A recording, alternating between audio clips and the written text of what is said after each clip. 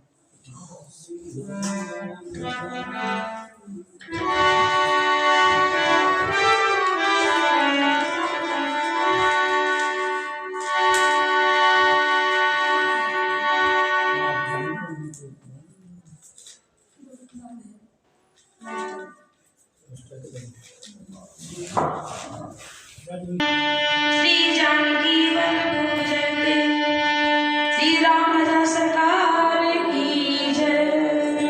हनुमान जी महाराज की जय।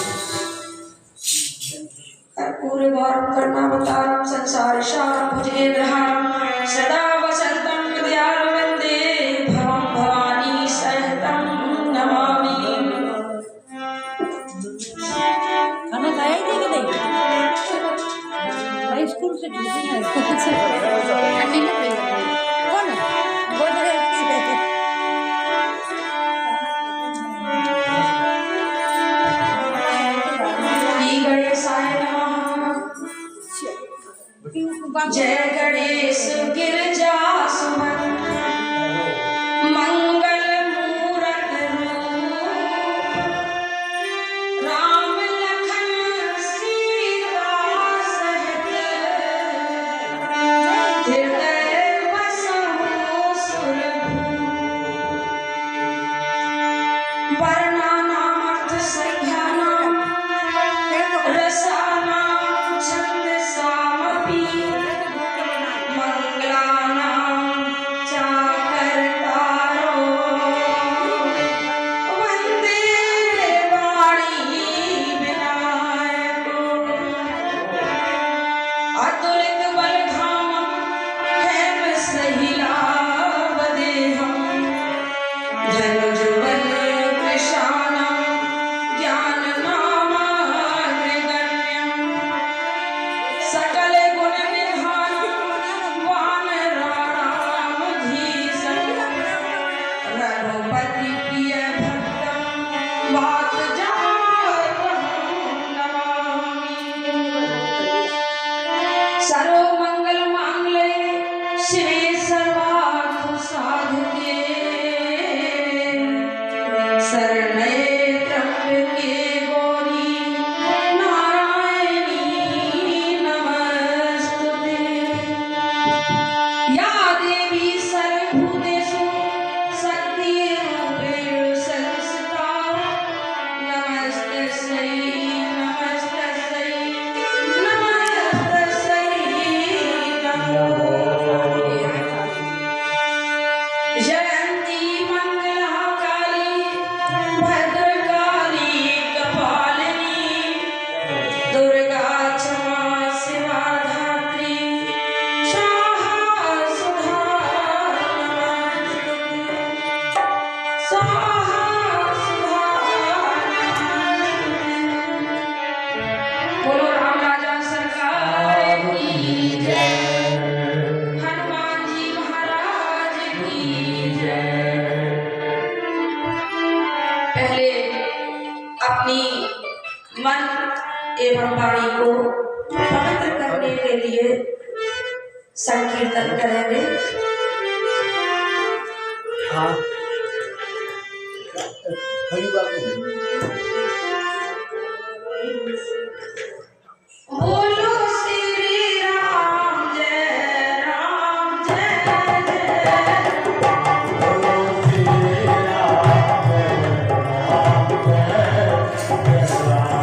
बोलो श्री राम जय राम जय बोलो श्री राम जय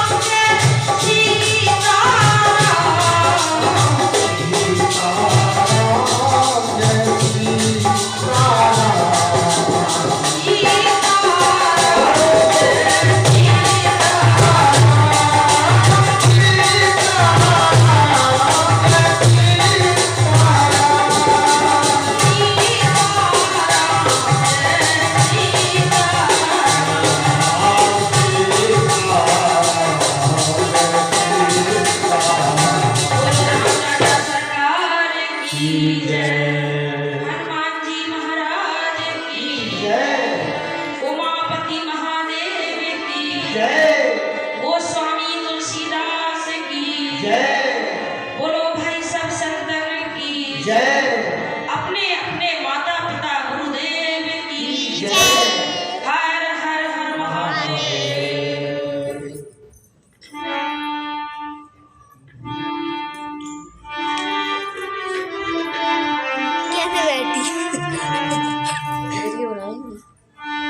तो कैसे बैठो यह सब चरित कहा में गाई दर्द हो रहा है बोलो अगली कथा सुनहु मन लाई। विश्वामित्र महामुनि ज्ञानी वसनी विपिन शुभ आश्रम जानी। यह सब चरित्र मैंने गाकर बखान कर कहा। जहाँ में मुनि जब यज्ञ और योग करते थे परंतु मारीच और सुबाहु से बहुत डरते थे। यज्ञ देखते ही राक्षस दौड़ पड़ते थे और महामुनि ऋषि मुनियों को यज्ञ नहीं करने देते थे। राक्षस ऋषि मुनियों को बहुत परेशान करते थे। एक दिन विश्वामित्र के दिल में बात आई कि हम चलो भगवान ने अवतार ले लिया है। अरे गाधी तनय मन चिंता व्यापी हरि बिनु मरहि न निश्चर पापी। तब मुनि वर मन कीन विचारा प्रभु अवतरि हरन महि भारा। गादी के पुत्र विश्वामित्र के मन में चिंता व्याप गई और भगवान के बिना ना मारेंगे, भगवान के बगैर राक्षस नहीं मरेंगे। विश्वामित्र के ऐसे मन में विचार आया कि चलो भगवान के पास शरण न चलें और भगवान से ही प्रार्थना करें कि ये राक्षस परेशान करते हैं, ऋषि मुनियों को यज्ञ नहीं करने देते। बहुविधि करत मनोरथ जात लाग नहीं बार कर्म जन सरहु जल गए भूप दरबार। बहुत प्रकार से मनोरथ करते हुए जाने में देर नहीं लगी। सरजू जी के जल में स्नान करके राजा के पास पहुंचे और अपने जब मुनि को राजा ने मुनि को आया देखा सुना तब ब्राह्मणों के समाज को साथ लेकर मिलने गए और जाके मुनि का सम्मान करते हुए उन्हें लाकर अपने आसन पर बैठाया और चरणों को धोकर बहुत पूजा की और कहा मेरे समान धन्य आज दूसरा कोई नहीं है। दशरथ जी बड़े प्रेम से विश्वामित्र जी का पूजन कर रहे हैं और चरण वंदन करते हैं। अनेक प्रकार के भोजन बनवाए जिससे श्रेष्ठ मुनि ने आपको हृदय में बहुत ही हर्ष हुआ। वीडियो बना रही थोड़ी देर में और फिर राजा ने चारों ओर पत्रों को मुनि के चरणों में डाल दिया, उनसे प्रणाम कराया श्री रामचंद्र जी को। मुझे भी बनाने उनका मुनि अपनी वैद की श्रुति भूल गए। वे श्री रामचंद्र जी के मुख की शोभा देखते जैसे मग्न हो गए, अब करो जैसे एक पानी में भौरा पहुंचता है। तब राजा ने तब मन हरषि बचन कहि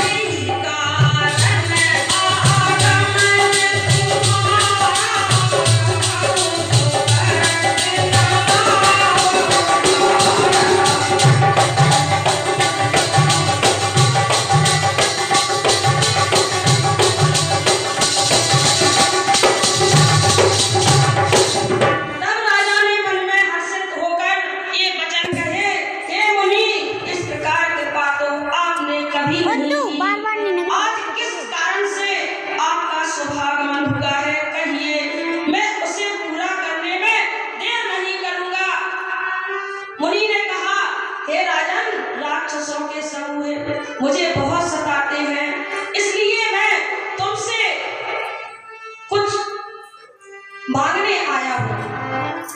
छोटे भाई सहित श्री रघुनाथ जी को मुझे दे दो। राक्षसों के मारे जाने पर मैं सनातन और ऋषि मुनियों को पूरी तरह से पूजन करा सकूं। हे राजन, प्रसन्न मन से इनको दो, मोह और अज्ञान को छोड़ दो। देव भूप मन सिद्ध हरत, तजहु मोह अज्ञान, धर्म सुजसु प्रभु तुमको, इनका है अति कल्याण। हे राजन, प्रसन्न मन से इनको दो, मोह और अज्ञान को छोड़ दो। हे स्वामी, इससे तुमको और तुम्हारा श्रेयस की प्राप्ति होगी और इनका परम कल्याण होगा। अब दशरथ जी को बड़ा दुख होगा, क्योंकि उनके चौथे पन में चौथे पन पाए सुचारू, चौथे पन में पुत्र का जन्म हुआ था और भगवान को बड़ा, उन्हें जब मांगा तो उनको बड़ा कष्ट हुआ कि हम अपने राम को कैसे दे दें। सोने राजा अति अप्रिय वाणी, हृदय कंपे मुख तुति उमराई।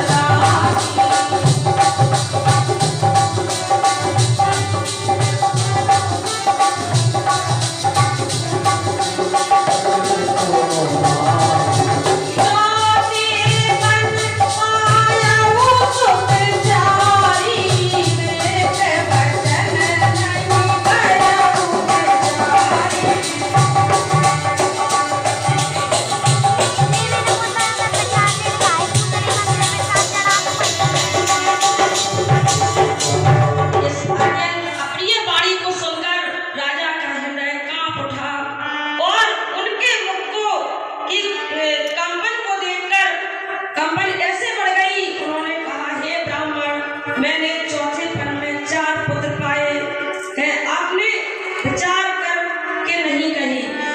हे मुनि, आप पृथ्वी, गौ, धन और खजाना मांग लीजिए, मैं आज बड़े हर्ष के साथ अपना सर्वस्व दे दूंगा। देह और प्राण से अधिक प्यारा कुछ भी नहीं होता, मैं उसे भी एक पल में दे दूंगा। हे मुनि, मगर मेरे राम को न मांगो। जी का हृदय कांपने लगा, बहुत कंपन होने लगी कि हे प्रभु, सभी पुत्र मुझे प्राणों के समान प्यारे हैं, मन में भी है। प्रभु राम को तो किसी प्रकार की भी देने नहीं बनता, कहाँ अत्यंत डरावने और क्रूर राक्षस और कहाँ परम किशोर अवस्था के किशोर सुकुमार। मैंने मेरे सुंदर पुत्र सोने न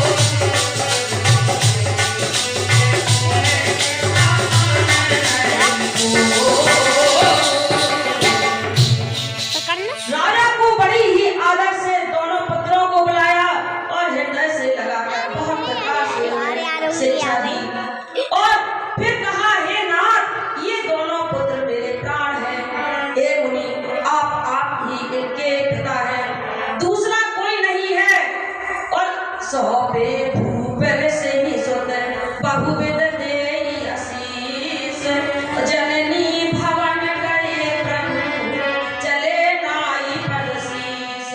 राजा ने बहुत प्रकार से आशीर्वाद देकर पुत्रों को ऋषि के हवाले कर दिया। फिर प्रभु माता के महल में गए और उनके चरणों में सिर नवाकर चले। रामापुर सही दो वीर से चले मुनि बहरन कृपा से नुमत धीर अखिल भेष कारण। पुरुषों में सिंह रूप दोनों भाई राम लक्ष्मण मुनि का भय हरने के लिए प्रसन्न होकर चले। कृपा के समुद्र धीर बुद्धि और संपूर्ण विश्व के कारण के भी कारण है और भगवान के लाल नेत्र हैं, चौड़ी छाती और विशाल भुजाएं हैं, नील कमल और कमाल के वृक्ष की तरह श्याम शरीर है, कमर में पीतांबर पहने और सुंदर तरकस कसे हुए हैं। दोनों हाथों में क्रमशः सुंदर धनुष और बाण है। श्याम और गौर वर्ण के दोनों भाई परम सुंदर हैं। विश्वामित्र जी को महान निधि प्राप्त हो गई। वे सोचने लगे, मैं जान गया कि प्रभु ब्रह्मा ने ब्राह्मणों के भक्त हैं, मेरे लिए भगवान ने अपने पिता को भी छोड़ दिया। चले जात मुन दीन दिखाई सुने ताड़ का क्रोध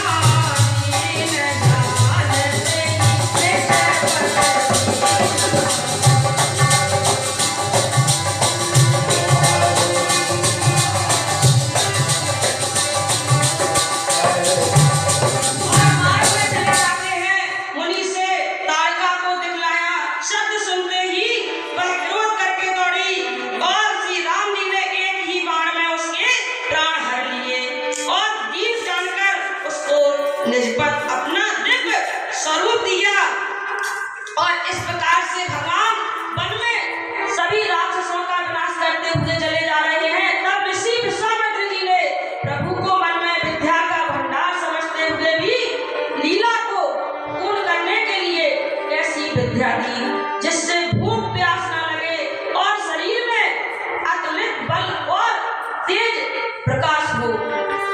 सब अस्त्र शास्त्र समर्पण करके मुनि प्रभु श्री राम जी को अपने आश्रम में ले आए और उन्हें अपना हिंदू जानकर भक्ति पूर्वक कंदमूल और फल भोजन कराया।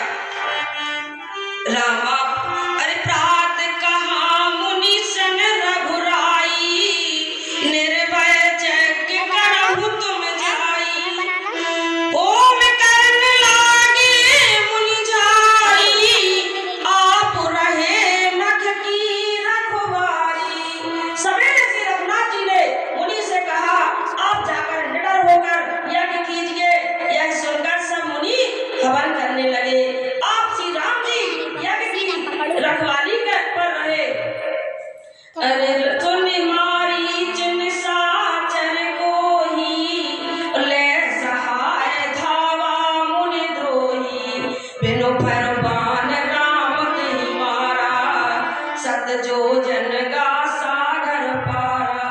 यह समाचार सुनकर मुनियों का शत्रु क्रोधी राक्षस मारीच अपने सहायकों को लेकर दौड़ा। श्री राम जी के बिना और फल वाला बाण उसको मारा जिससे यह 100 योजन के विस्तार वाले समुद्र के पार जा गिरा। अरे पावक सर सुभाव पुन मारा अनुज ने साचर कनक संगारा। फिर सुबाहु को अग्नि बाण मारा। इधर छोटे भाई लक्ष्मण भी राक्षसों की सेना को संहार कर डाला। इस प्रकार श्री राम जी ने राक्षसों का मारकर ब्राह्मणों को निर्भय कर दिया और तब सारे देवता और मुनि स्तुति करने लगे। अरे कछो कहते बस रघुराया रहे लगे प्रण परदाया भगति हेतु बहु कथा पुराना कहे रे प्रजरवि प्रभु जाना। श्री रघुनाथ जी ने वहां कुछ दिन और रहकर ब्राह्मणों पर दया की। भक्ति के कारण ब्राह्मणों ने उन्हें पुराणों की बहुत सी कथाएं कही। यद्यपि और तदंतर मुनि ने जब आदर पूर्वक समझकर कहा धनुष जग सुन रघुकुल नाथा हरसि चले मुनिवर के साथा। तदंतर मुनि ने आदर पूर्वक समझाकर कहा हे प्रभु चलकर एक चरित्र देखिए। रघुनाथ जी स्वामी श्री रामचंद्र जी धनुष यज्ञ की बात सुनकर मुनि श्रेष्ठ विश्वामित्र जी के साथ प्रसन्न होकर चले और मार्ग में एक आश्रम दिखाई पड़ा। वहां पशु पक्षी कोई भी जीव जंतु नहीं था। पत्थर की एक शिला को देखकर प्रभु ने पूछा तब मुनि ने विस्तार पूर्वक कथा कही। अरे गौतम नार श्राप बस उपल देह धर धीर चरण कमल रज चरित कृपा करहु तुम रघुवीर।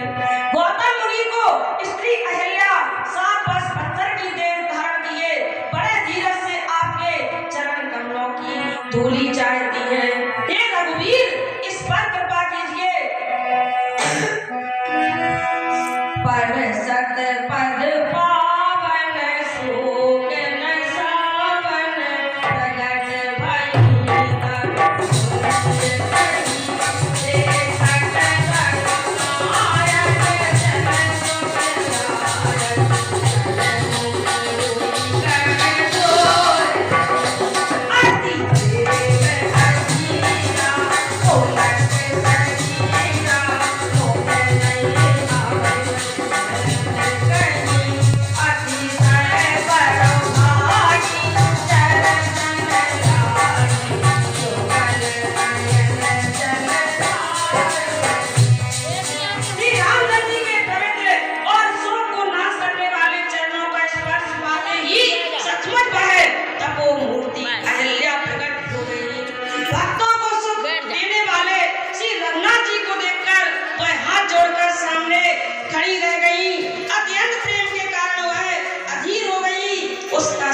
पुलकित हो उठा। मुख से वचन कहने से नहीं आते थे। वह अत्यंत बड़भागिनी अहिल्या प्रभु के चरणों से लिपट गई और उसके दोनों नेत्रों से जल प्रेम और आनंद के आंसुओं की धारा बहने लगी। धीरज जो मन की ना प्रभु का मुझीना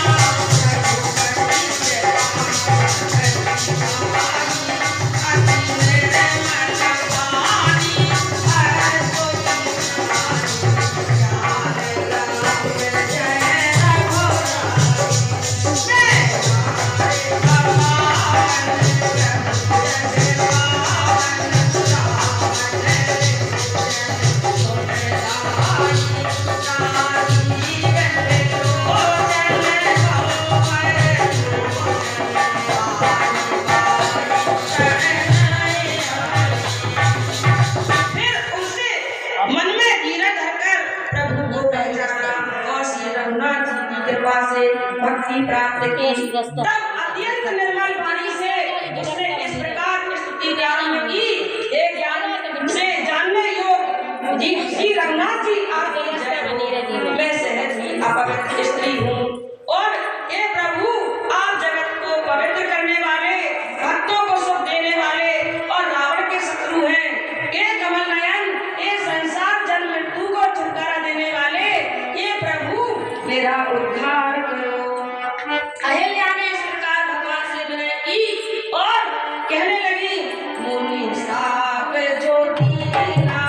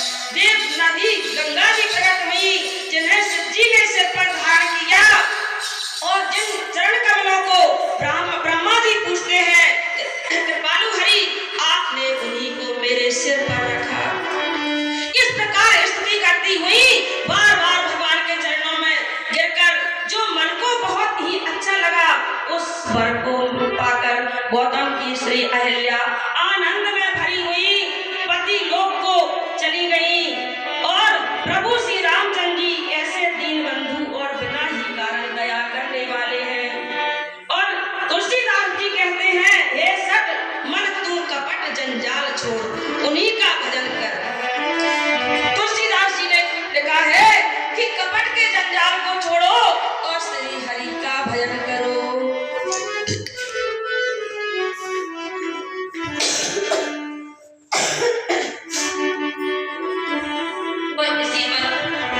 एक भजन याद आया,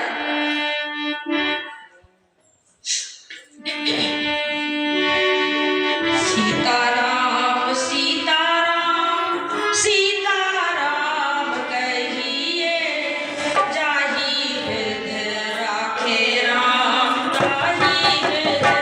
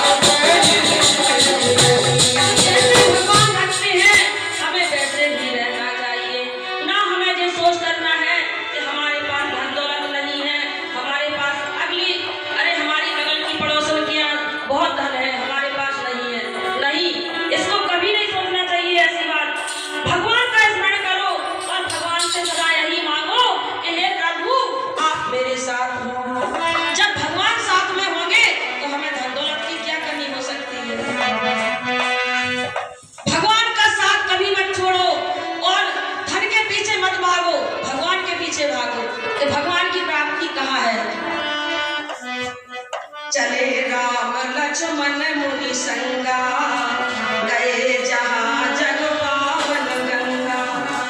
गाधि सुनु सब कथा सुनाई और जही प्रकार सुरसरी में आई। श्री राम जी और लक्ष्मण जी मुनि के साथ चले, वे वहां गए जहाँ जगत को पवित्र करने वाले गंगा जी थी। महाराज गाधी के पुत्र विश्वामित्र जी ने वह सब कथा कह सुनाई जिस प्रकार देव नदी गंगा जी पृथ्वी पर आई थी। और तब प्रभु ने ऋषियों सहित गंगा जी के में स्नान किया। ब्राह्मणों ने भांति भांति के दान पाए। फिर मुनि ब्रह्म के साथ वे प्रसन्न होकर चले और शीघ्र हो जनकपुर के निकट पहुंच गए। और श्री राम जी ने जब जनकपुर की शोभा देखी तब वे छोटे भाई हर्षित हुए। यहाँ अनेकों नदी और तालाब है जिनमें अमृत के समान जल है और मणियों की सीढ़ियां बनी हुई है और मकरंद रस्से वाले होकर घोड़े सुंदर गुंजार कर रहे हैं। रंग बिरंगे बहुत से पक्षी मधुर शब्द कर रहे हैं। रंग बिरंगे के कमल खिले हैं। सदा सब ऋतुओं के सुख देने वाले शीतल मंद सुगंध पवन बह रही है। इस प्रकार से पुष्पवाटिका फूलवारी बाग और वन जिनमें बहुत से पक्षियों का निवास है। फूलते फलते और सुंदर पत्तों में लगे हुए नगर के चारों ओर सुशोभित है। नगर की सुंदरता का वर्णन करते नहीं बनता। मन जहाँ जाता है वहीं लोहा जाता है, रंग जाता है और सुंदर बाजार है। मणियों से बने हुए विचित्र छजे हैं, मानो ब्रह्मा ने उन्हें अपने हाथों से बनाया है। कुबेर के समान श्रेष्ठ धनी व्यापारी सब प्रकार की अनेक वस्तुएं लेकर दुकानों में बैठे हैं। सुंदर चौराहे और सुहावनी गलियां सदा सुगंध से सिंची रहती हैं। ऐसी सुगंध आ रही है कि मानो जहाँ ब्रह्मा ही वास करते हो। सबके घर मंगलमय है और उन पर चरित्र खड़े हुए हैं जिन्हें मानो कामदेव रूपी चित्रकार ने अंकित किया हो। नगर के सभी स्त्री पुरुष सुंदर पवित्र साधु स्वभाव से धर्म इस तरह जहाँ जनक जी का अत्यंत अनुपम सुंदर निवास स्थान महल है, वहाँ की अरे यार, अंकल है ना, जा सकती। ऐश्वर्य को देखकर देवता भी स्तंभित हो जाते हैं। मनुष्य को जो बाकी कोटि कोटि राजमहल के परकोटे को देखकर चित्त चकित हो जाता है। ऐसा मालूम होता है कि उससे समस्त लोगों की शोभा को रोक घेर रखा है। लो देख लो। धवल धाम मणिपुर टुपट सुघटित नाना भांति, सिया निवास सुंदर सदन सौभाग्य में जाति। उज्ज्वल महलों में अनेक प्रकार के सुंदर रीति से बने हुए मणि जटित सोने की जरी से सीताजी के रहने के सुंदर महल की शोभा का वर्णन नहीं किया जाता। और राजमहल के सब दरवाजे फाटक सुंदर हैं, जिनमें वज्र के मजबूत अथवा हीरे के किवाड़ लगे हैं। वहाँ मेहराबत राजाओं, नटों, माधवों और भक्तों की भीड़ लगी हुई है। घोड़ों और हाथियों के लिए बहुत बड़ी बड़ी घुड़सालें बनी हुई हैं और बहुत से शूरवीर मंत्री और सेनापति हैं। उन सबके घर भी राजमहल सरीखे हैं, यानी कि उनके जो नौकर चाकर हैं, उनके भी महल में मणियों की जड़ी शोभा पा रहे हैं। देखो कितने सारे पपीते लगे। तब उन्होंने पवित्र हृदय के ईमानदार स्वाभाविक मंत्री, बहुत से योद्धा, श्रेष्ठ ब्राह्मण, गुरु और ज्ञानी जन और अपनी जाति के श्रेष्ठ लोगों को साथ लिया और इस प्रकार प्रसन्नता के साथ राजा स्वामी विश्वामित्र जी से मिलने चले। राजा जनक के पास जब यह संदेश पहुंचा कि मुनि विश्वामित्र जी आए हैं, तो जनक जी बड़े हर्षित होकर और प्रेम से विश्वामित्र जी के पास मिलने को पहुंचे। उन्होंने ब्राह्मणों को, ऋषियों को साथ में लिया और भगवान विश्वामित्र जी के पास गए। राजा ने मुनि के चरणों पर मस्तक रखकर प्रणाम किया। मुनियों के स्वामी विश्वामित्र जी ने प्रसन्न होकर आशीर्वाद दिया। फिर सारी ब्रह्म मंडली को आदर सहित प्रणाम किया और अपना बड़ा भाग जानकर राजा आनंदित हुए। बार बार कुशल प्रश्न करने विश्वामित्र जी राजा को बैठाया। उसी समय दोनों भाई आ पहुंचे जो फुलवारी देखने गए थे। भगवान राम और लक्ष्मण जी की इच्छा हुई कि हमें फुलवारी देखना है, तो राम जी ने विश्वामित्र जी अपने गुरु जी से आदेश लिया और आज्ञा ली। कहा कि हे गुरुवर, मुझे फुलवारी देखने जाना है। तो उन्होंने आज्ञा दी। जब बार बार कुशल प्रश्न करके विश्वामित्र जी ने राम को बैठाया, उसी समय दोनों भाई आ पहुंचे और सुकुमार किशोर अवस्था वाले श्याम और गौरवर्ण के दोनों कुमार नेत्रों की सुख देने वाले और सारे दृश्य के चित्त को चुराने वाले जब रघुनाथ जी आए, तो सभी उनके रूप तेज से प्रभावित हो गए। दोनों भाइयों को देखकर सभी सुखी हुए, सबके नेत्र में जल भर आया। आनंद और प्रेम के आंसू उमड़ पड़े और शरीर रोमांचित हो उठे। राम जी की मनोहर मूर्ति को देखकर उनके विशेष रूप से बधे देखी शुद्ध बुद्ध हो गई। और जब ये नाथ कहिए, हे दोनों सुंदर बालक मुनि कुल के आभूषण हैं या किसी बालक अथवा जिसका वेदों ने बेटी कहकर गान किया है, कहीं वह ब्रह्मा तो नहीं है? मेरा मन तो स्वभाव से ही वैराग बना हुआ है। उन्हें देखकर इस तरह मन सुशोभित हो रहा है जैसे चंद्रमा को देखकर चकोर होती है। हे प्रभु, इसलिए मैं आपसे सत्य निश्चल भाव से कहता हूँ, ये नाथ बताइए, छिपाओ ना कीजिए, ये कौन है दो कुमार? ये ब्रह्मा पुत्र है। कौन है ये? बड़े इनको देखकर हमारा शरीर बहुत पुलकित हो रहा है।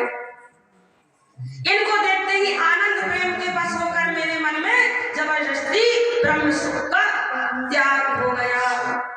और जगत में जहाँ तक जितने भी प्राणी हैं, ये सभी को प्रिय हैं। उन्हीं की रहस्य भरी वाणी को श्री राम जी मन ही मन मुस्कुराते हैं, हंसकर मानो संकेत करते हैं कि रहस्य बोलिए नहीं।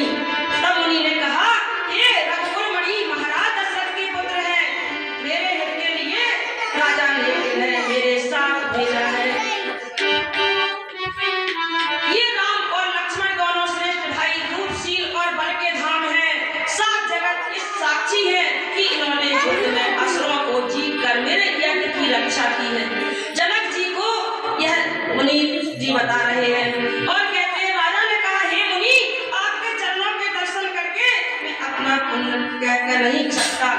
ये सुंदर श्याम और गौर वर्ण के दोनों भाई आनंद को आनंद देने वाले हैं। तो इस प्रकार से एक सुंदर महल हो जो समय सभी ऋषियों में सुखदायक था, वह राजा ने उन्हें ले जाकर वहां उनको ठहराया और रघुकुल शिरोमणि प्रभु श्री रामचंद्र जी ऋषियों के साथ भोजन और विश्राम करके भाई लक्ष्मण जी समेत बैठे। उस समय पहर भर दिन रह गया था। लखन हृदय लाल सा विशेषी जाई जनकपुर आई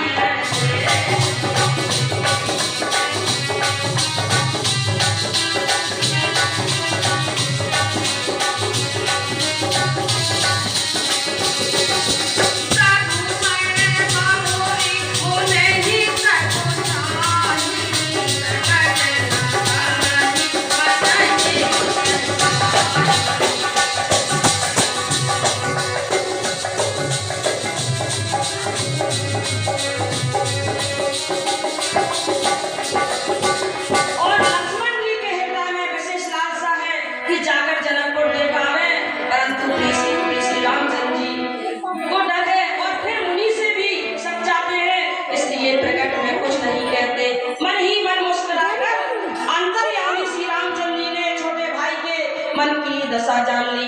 तब उनके हृदय में भक्त वत्सलता और वे गुरु जी की आज्ञा पाकर बहुत ही विनय के साथ समझाते हुए कहते हैं हे नाथ लक्ष्मण नगर देखना चाहते हैं किंतु प्रभु आपके डर से और संकोच से यह कहते नहीं है आपकी आज्ञा पाऊं तो इनको नगर दिखला लाऊं। अपने गुरु जी से आज्ञा मांगते हैं और यह सुनकर मुनीश्वर विश्वामित्र जी ने प्रेम सहित वचन कहे हे राम तुम नीति की विद्या के धाम हो, तुम धर्म की मर्यादा का पालन करने वाले हो और प्रेम के वशीभूत होकर सुख देने वाले हो। जाई देख आवहु नगर सुख निधान दोई भाई करहु सकल सबके नयन सुंदर बदन दिखाई।